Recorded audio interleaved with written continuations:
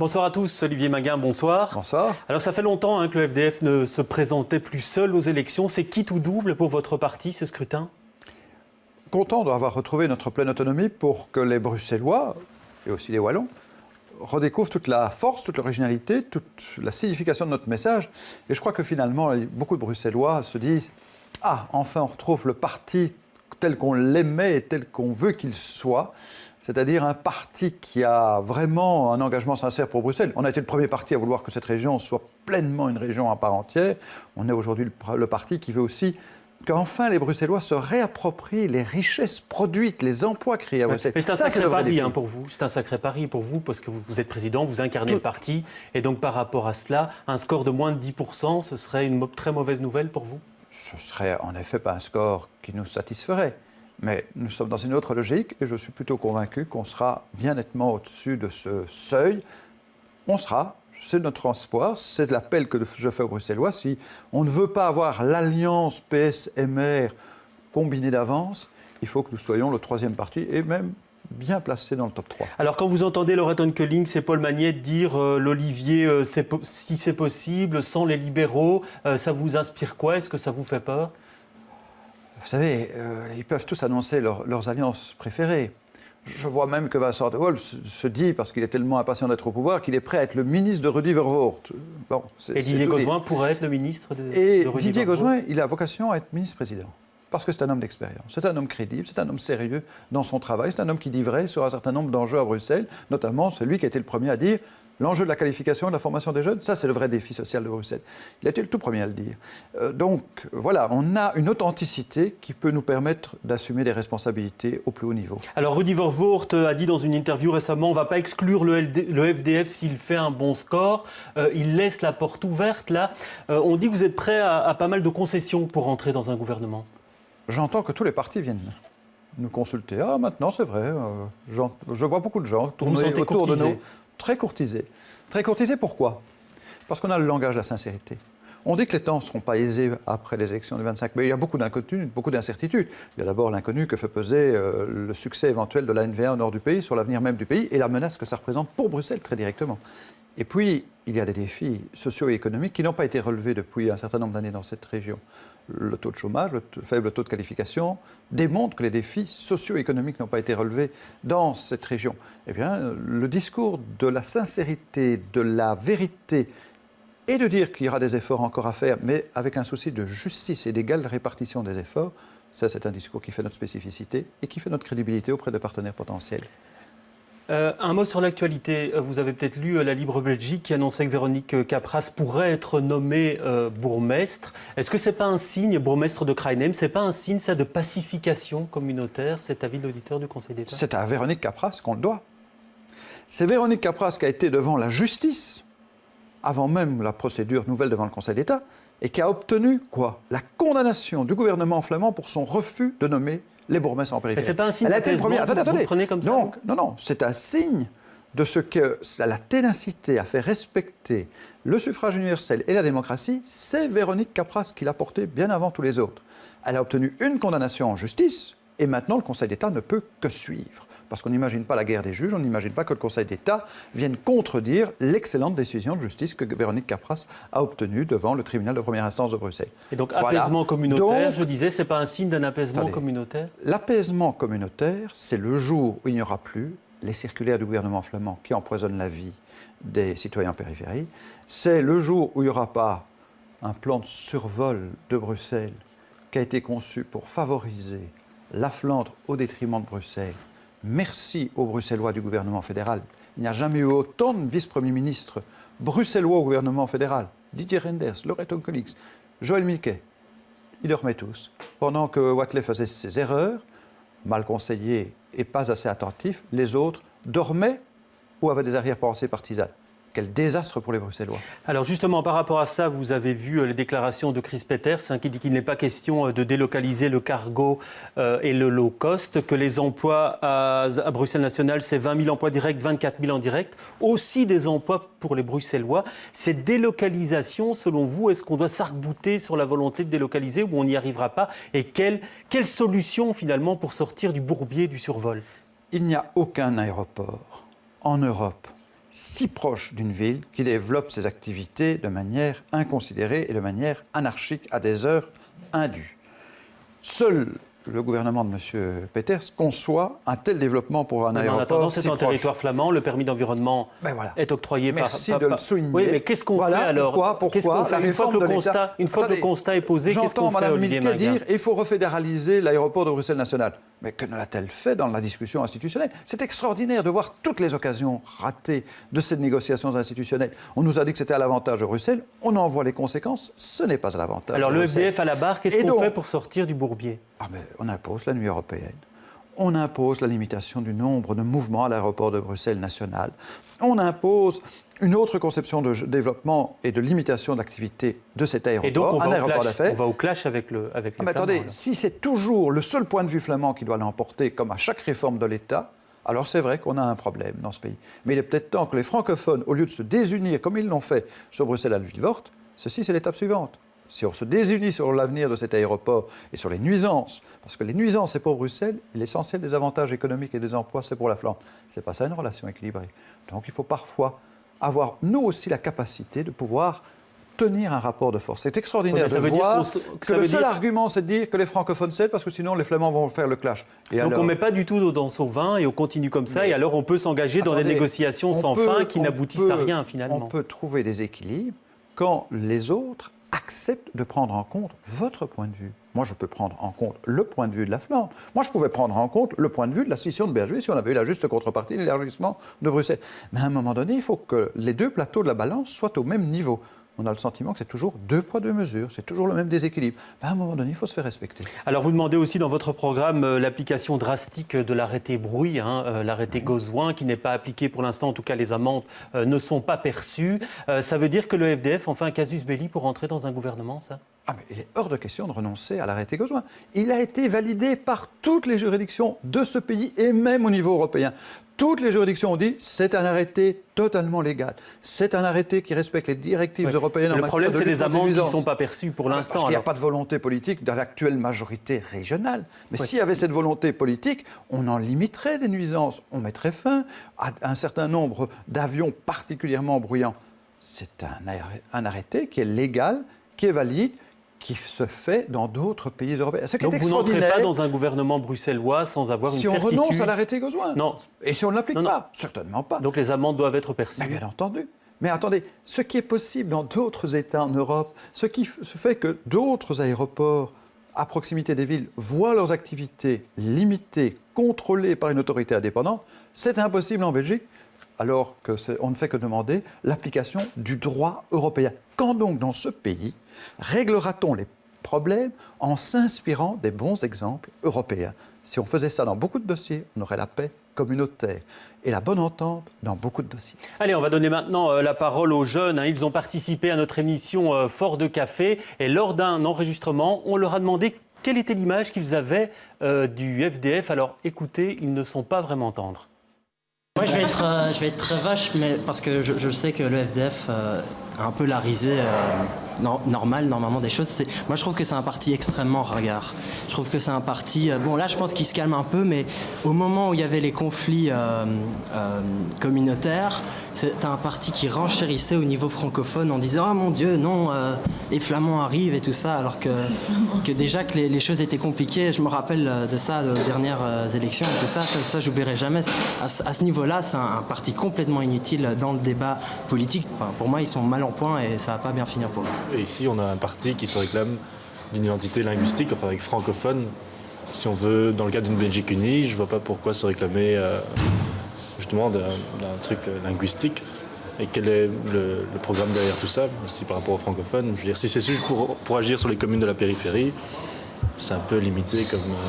Moi, je pense que, en fait, l'origine du FDF et son cheval de bataille, son leitmotiv, c'est avant tout Bruxelles. En fait, c'est un parti bruxellois. D'ailleurs, c'est un parti qui n'a aucune existence en dehors de Bruxelles. Il n'y a pas de FDF en Wallonie, ils ont essayé, mais ça a été un fiasco. Tout le FDF tourne autour d'Olivier Minguen.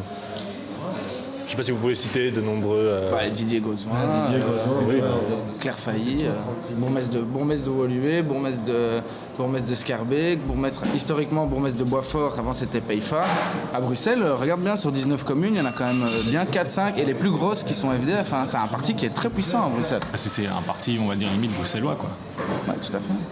C'est juste ça, donc ça fonctionne ici. Moi, je me pose plutôt la question d'un tel parti à l'Europe. Dans le sens où c'est un parti qui représente une certaine identité, d'une région, d'une certaine population. Et je vois mal ce genre de parti qui se retrouve dans des grands hémicycles européens. Mais justement, l'Europe, c'est un parti bruxellois, mais il n'est pas à l'image de Bruxelles, quoi. Pas la Bruxelles multiculturelle qu'on tend à vendre au monde et qu'on vit chaque jour. Alors pas à l'image de Bruxelles, les FDF ? Si, parce que c'est un parti né de la volonté des Bruxellois et qui brasse très largement la diversité de Bruxelles. Ce qu'il voulait dire, c'est arc-bouter sur la défense des francophones, alors que Bruxelles est multiculturelle aujourd'hui. Nous le sommes largement. La francophonie à Bruxelles, la diversité linguistique, tout ça est très pluriel à Bruxelles. Donc, nous avons, vous savez, c'est le premier parti qui a eu un élu d'origine étrangère dans ses rangs. Premier. Au Conseil communal de la ville de Bruxelles. C'est le premier parti qui a porté une femme d'origine africaine subsaharienne au gouvernement fédéral. Le FDF. Pas un autre parti, et ainsi de suite, ainsi de suite. Je pourrais continuer. Le premier parti qui a mis comme tête de liste, sur une liste européenne, une européenne qui n'a pas la nationalité belge, qui a la nationalité franco-roumaine, Ouais. Madame Cotenou. Pourquoi ? Parce que nous sommes des fédéralistes. Fédérer, c'est rassembler, c'est refuser les ruptures de solidarité, c'est refuser les discriminations.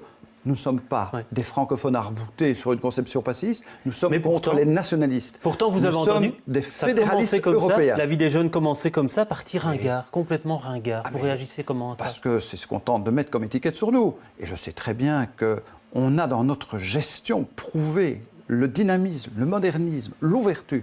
Savez-vous que ce sont les communes FDF qui ont été les premières à créer l'immersion linguistique en néerlandais ? Les premiers, bien avant d'autres. Ce que les autres n'ont pas fait. Nous sommes les promoteurs d'un plurilinguisme dans l'enseignement. Donc, tout ça, ce sont des clichés que l'on entretient facilement, mais qui sont erronés quand on nous connaît bien. Allez, on va parler un petit peu fiscalité. Vous avez aussi votre volet réforme fiscale dans votre programme. Alors, moins de taxer le travail. Alors, vous voulez, par exemple, augmenter le salaire poche de 100 € net pour les salaires les plus bas. Est-ce que vous chiffrez ça à peu près à 2,3 milliards d'euros ? Alors, oui, qu'est-ce que nous voulons ? Nous voulons la fin du gel des salaires. Nous disons, ce n'est pas le revenu des travailleurs, ce n'est pas le salaire net en poche qui est l'ennemi de la compétitivité des entreprises. On tente souvent de dire, soit c'est le salaire, soit c'est la compétitivité des entreprises. Ce n'est pas vrai. La croissance économique sera aussi soutenue par le pouvoir d'achat des salariés. Donc, il faut augmenter le pouvoir net des salariés, le pouvoir d'achat net. Et donc, on augmente les charges professionnelles. Jusqu'à 1200 €, non, on diminue et puis aussi les cotisations. 1800. Donc, jusqu'à 1200 €, 100 € net en poche par mois pour les salariés. Jusqu'à 1800, cet avantage diminue, ça va jusqu'à 30 € net en plus par mois. On diminue les cotisations de sécurité sociale patronale et personnelle à charge des travailleurs. On y viendra. Jusqu'à 2 750 €. Excusez d'être un peu technique, mais c'est pour montrer que nous avons un programme socio-économique très élaboré. Et bien entendu, on dit aussi qu'on ne va pas raser gratis, on ne va pas faire une fiscalité, une réforme fiscale gratuite pour tout le monde, avec des avantages fiscaux pour tout le monde. Ce n'est pas vrai. Ceux qui disent ça mentent. Ouais. Et justement, par rapport à ça, pour trouver de l'argent... Et donc, il y a des formes de compensation. Effectivement, donc vous voulez toucher à la TVA.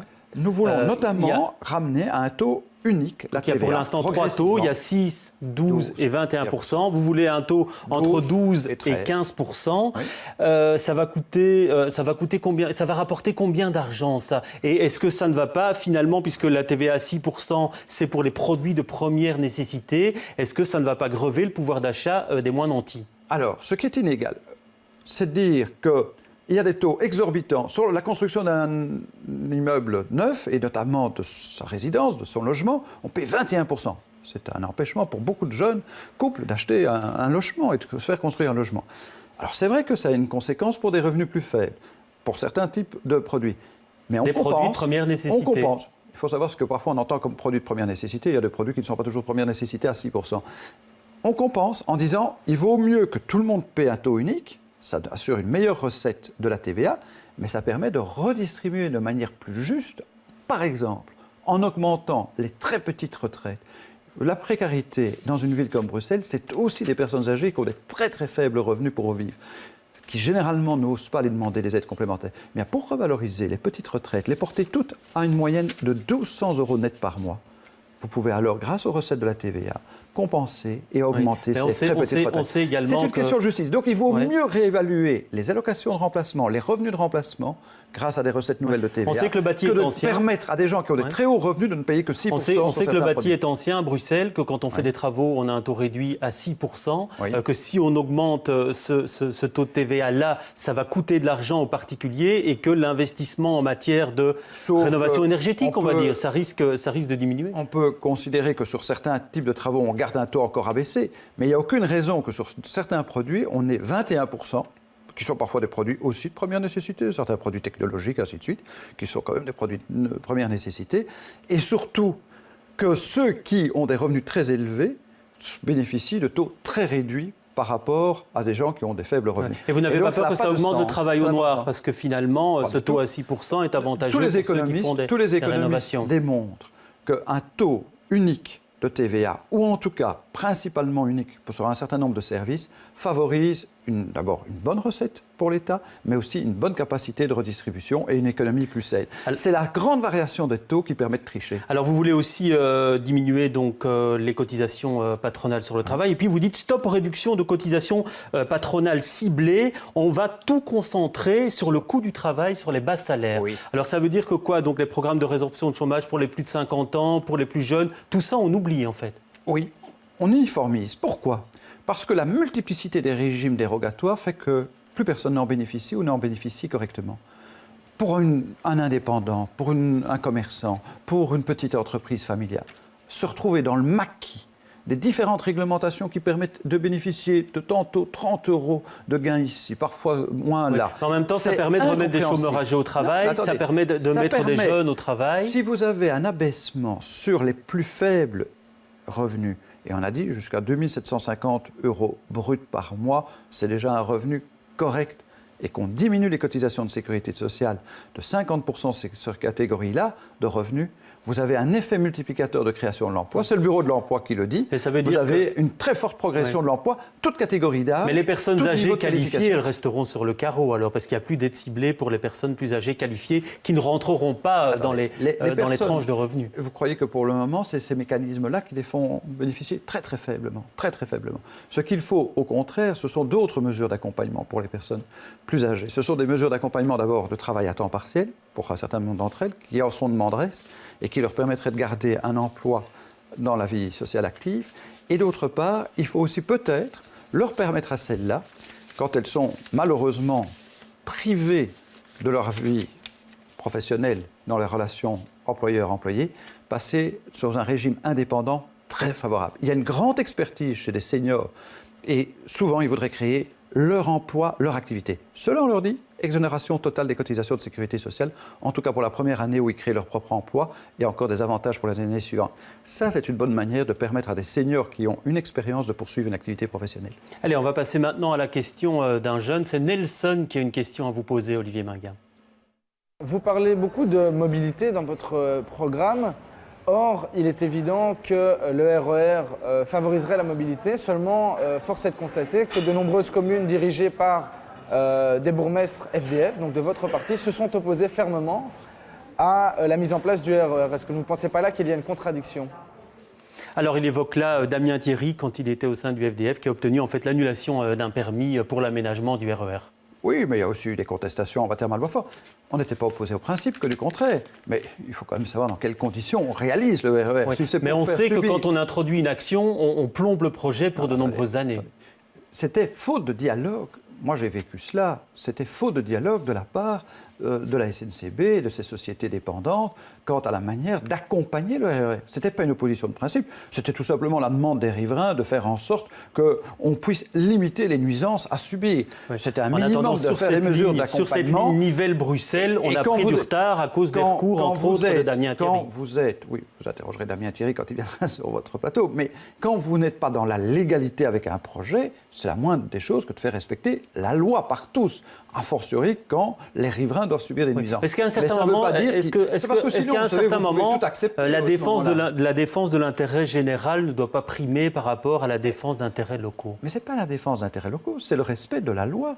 Si la loi n'est pas respectée, même par un demandeur de permis d'urbanisme, même pour un chantier d'intérêt général, et nous reconnaissons que c'est d'intérêt général, mais c'était la mauvaise foi de persistance de la SNCB à ne pas vouloir prendre les mesures d'accompagnement demandées par les riverains. Alors en attendant le RER, vous le demandez aujourd'hui le plus rapidement possible. Vous demandez même à REB, donc le réseau express bruxellois, et vous dites qu'il faut forcer finalement la SNCB à faire un ring ferroviaire autour de Bruxelles.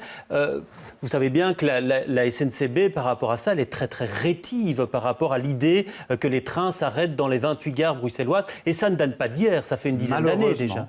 Malheureusement, et parce qu'il y a toujours une conception de la mobilité à Bruxelles qui est en faveur de ceux qui viennent de l'extérieur. On organise et le réseau de la STIP et le réseau de la SNCB en fonction des navetteurs. Mais comment vous allez faire pour convaincre la SNCB qui dit là où il y a deux voies, le train ne peut pas s'arrêter dans un réseau express bruxellois? Il y a peut-être des tranches horaires moins cadencées, moins intensément utilisées en termes de présence sur le rail qui permettraient le développement d'un réseau spécifiquement bruxellois. Et puis il y a des investissements à faire. C'est une question. Et Belle Iris, les investissements fédéraux doivent servir des projets de mobilité tels que ceux-là. Si on veut que l'exode urbain arrête à Bruxelles, il faut que la qualité de vie, notamment quant à la qualité des déplacements qui exaspèrent tous les Bruxellois, soit améliorée. Et donc selon vous, si je vous ai bien compris, la rénovation de la piscine de Molenbeek ne devrait plus être financée par Belle Iris, mais on devrait concentrer les fonds Belle Iris dans des dépenses de mobilité? Oui, il faut avoir le courage de dire à un moment donné que le saupoudrage n'est plus possible, qu'il faut ramener sur quelques missions essentielles. Est-ce que pour autant la région ne serait pas capable de financer la rénovation des piscines? Je ne le crois pas. C'est aussi une question de priorité. Est-ce qu'il n'est pas temps de songer à, c'est vrai que ça coûte cher, l'entretien d'une piscine et les rénovations des piscines, à une forme d'intercommunalisation de certaines piscines? Il est vrai que certaines communes font l'effort de supporter un service qui s'adresse à un public bien plus large. Eh bien, une certaine forme d'intercommunalisation, de mise en partenariat, de partenariat peut-être avec la région elle-même dans la gestion de ce type de grandes infrastructures sportives, moi je ne l'exclus pas si ça permet de soulager des finances communales et d'accélérer les processus de rénovation. Alors une brève incursion dans le programme régional. Vous ne citez plus nommément dans ce programme la mise en place d'un péage urbain. Ce n'est plus dedans.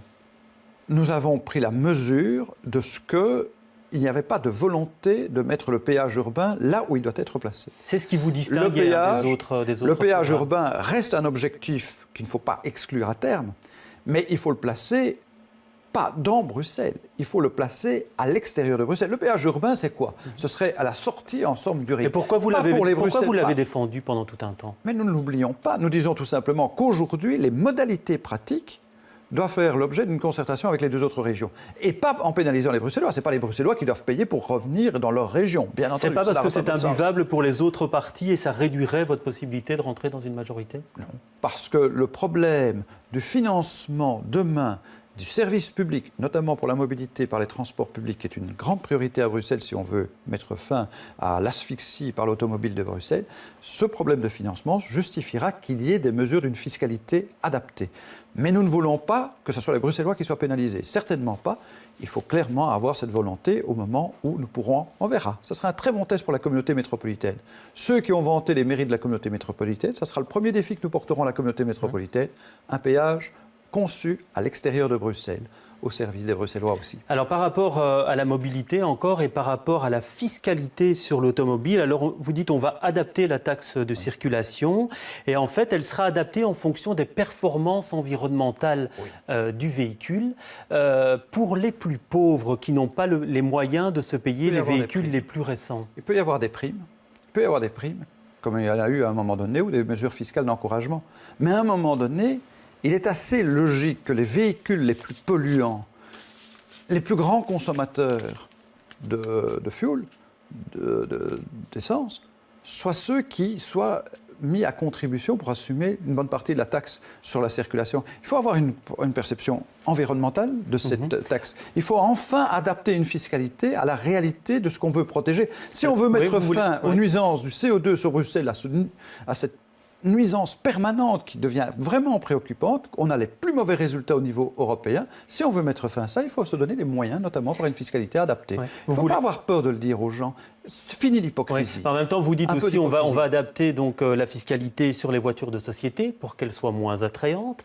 Donc par rapport à cela, quand on connaît le lobby qui défend la voiture de société aujourd'hui, l'emploi que les voitures de société procurent aussi, est-ce que vous avez chiffré ça? Est-ce que c'est possible? Si vous abaissez la fiscalité sur les revenus du travail et que vous redonnez le sens des responsabilités aux citoyens quant à la manière de dépenser leur pouvoir d'achat qu'ils gagnent grâce à cette fiscalité abaissée, et que vous redonnez des conditions de vie agréables en ville, il est évident que l'exode urbain s'arrête. Aujourd'hui, la fiscalité est conçue dans ce pays pour favoriser l'exode urbain par les avantages liés à l'indemnisation des frais de déplacement, par les avantages de la fiscalité immobilière.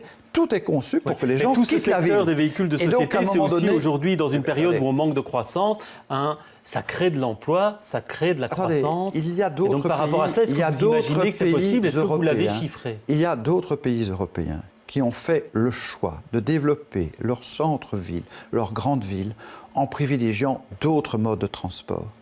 Il faut cesser d'avoir cette espèce de chantage permanent à l'usage exclusif de la voiture. Nécessaire, bien entendu que les familles ont droit à avoir une voiture et c'est nécessaire pour certains types de déplacements, mais la complémentarité des modes de transport. Quant à chiffrer, oui, bien entendu, il y aura des conséquences financières pour chacun, mais largement compensé par la diminution de la pression fiscale sur les revenus du travail. Alors, une question encore. Vous voulez aussi aligner les accises du diesel sur celles de l'essence. Donc, ça veut dire une augmentation du diesel. Il y a quelques années, quand il était secrétaire d'État, Bernard Cleffardy s'est fait rentrer dans l'art en proposant cette mesure et il avait fait une courbe entente très vite. Est-ce que vous n'allez pas être obligé de faire la même chose? Il reste très peu de temps, hélas. Il avait le courage de mettre le dossier sur la table. Il n'a pas été soutenu, il n'y a pas eu d'accord, parce que là aussi, le lobby du transport par route est très puissant dans ce pays. Il faudra songer un jour à avoir un TGV du fret, un TGV qui transporte les marchandises à grande vitesse. Ça fera beaucoup d'économies en termes de nuisances environnementales, en termes d'entretien des routes, en termes de qualité de vie. Voilà, ce sont des choix, mais ce n'est pas parce qu'il n'a pas eu un succès qu'on abandonne pour autant une idée qui se développe dans d'autres pays. Merci en tout cas Olivier Minguin. Et demain, j'aurai le plaisir de recevoir Francis Delperret, tête de liste CDH à la Chambre. Bonne soirée à tous.